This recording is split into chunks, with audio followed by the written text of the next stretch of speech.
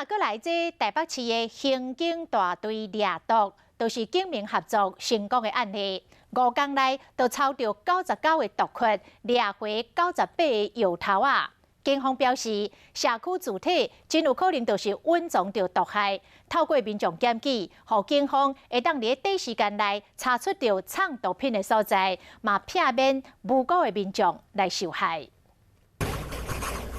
警方冲入社区，找到卖毒主嫌大的所在，好嫌犯惊甲唔敢震动。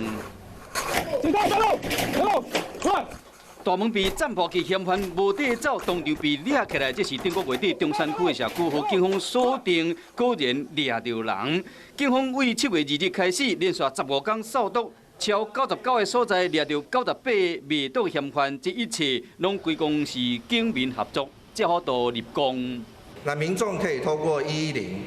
或者1999市民热线进行拨打，那这些相关的讯息都会直接传达到辖区警察机关。